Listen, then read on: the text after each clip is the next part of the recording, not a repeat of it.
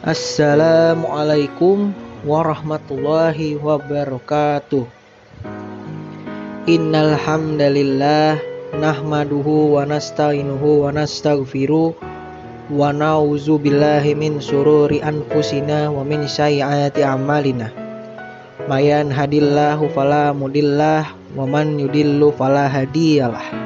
Asyhadu an la ilaha illallah wahdahu la syarikalah wa asyhadu anna Muhammadan abduhu wa rasuluh. Allahumma sholli ala Muhammadin wa ala alihi wa ashabihi ajmain. Inna Allah wa malaikatahu yusholluna 'alan nabi ya ayyuhallazina amanu shollu 'alaihi wasallimun taslima. Ya ayyuhallazina amanu taqullaha haqqa tuqatih wa la tamutunna illa wa antum muslimun. Dalam kesempatan ini saya mengajak pada diri saya sendiri dan kepada khususnya jamaah sekalian untuk senantiasa belajar meneladani perilaku Rasulullah Shallallahu Alaihi Wasallam, makhluk yang paling agung, pengemban risalah suci untuk memperbaiki akhlak mulia. Dalam hadis riwayat Ahmad mengatakan, innama bu'itstu li utammima sholihal akhlak, yang artinya sesungguhnya aku diutus untuk menyempurnakan akhlak mulia. Salah satu poin penting yang bisa kita contoh dari beliau adalah akhlak. Dalam konteks hubungan sosial, Rasulullah Shallallahu Alaihi Wasallam termasuk pribadi dengan kekuasaan hati yang mengagumkan. Beliau tak hanya orang yang gigih dalam memperjuangkan syiar kebenaran Islam, tapi juga menunjukkan perisai mulia dalam berdakwah sebagai manifestasi dari klaim kebenaran itu sendiri. Ketika kita membaca kembali lembaran tarik sejarah peradaban Islam, kita akan menemukan fakta bagaimana Nabi bersikap kepada pasukan musuh begitu momen kemenangan besar Fathul Makkah, yang artinya pembebasan kota Makkah.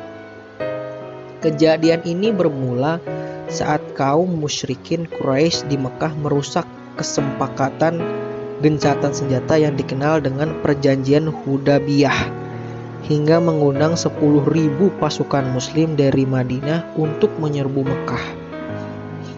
Seluruh kaum musyrikin dilanda ketakutan, terutama pemimpin tertinggi mereka, yakni Abu Sufyan, yang dengan kekuatan pasukan muslim yang berkembang demikian pesat, ia sadar betul kekalahan bagi kelompoknya sudah di depan mata. Reputasi dirinya sebagai pemimpin yang sangat disegani pada hari itu runtuh, di mana wibawanya sebagai jawara tanpa tandingan pun remuk.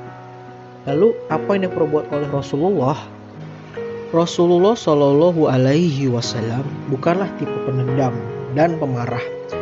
Sejak perlakuan buruk kaum musyrikin Quraisy termasuk Abu Sufyan terhadap dirinya dan umat Islam tak membuatnya bertindak secara membabi buta. Di hadapan khalayak waktu itu, Nabi justru berpidato, barang siapa masuk ke dalam Masjidil Haram akan dilindungi. Barang siapa yang masuk ke dalam rumah Abu Sufyan, dia akan dilindungi. Ungkapan ini membuat banyak orang bertanya-tanya.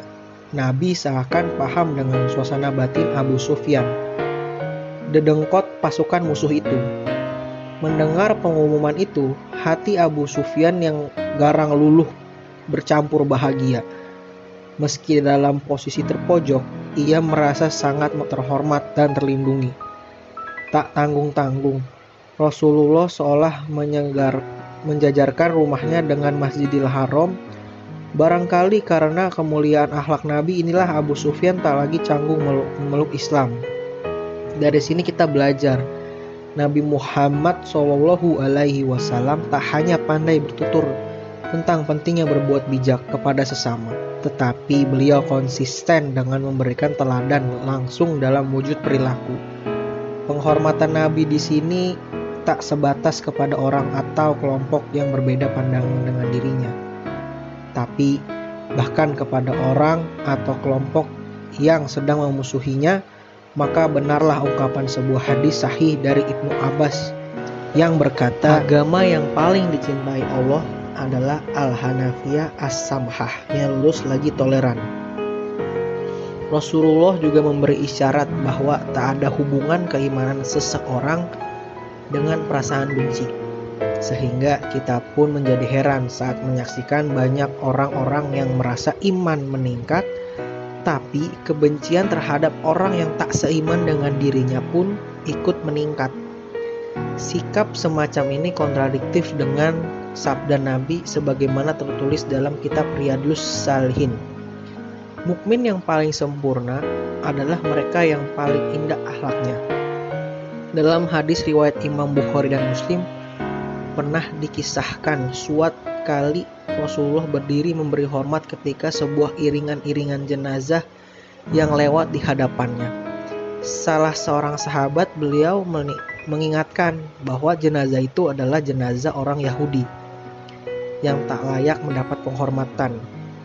Beliau langsung menjawab, "Bukankah ia juga manusia?" Jamaah yang semoga dirahmati Allah, perilaku Rasulullah tersebut menyiarkan pesan bahwa keteguhan iman seseorang ditandai bukan dengan sikap angkuhnya terhadap orang yang berbeda, justru sebaliknya.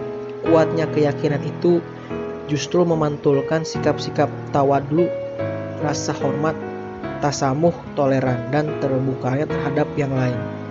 Mungkin sekian dari saya, kurang lebihnya mohon maaf. Billahi taufik wal hidayah. Wassalamualaikum warahmatullahi wabarakatuh.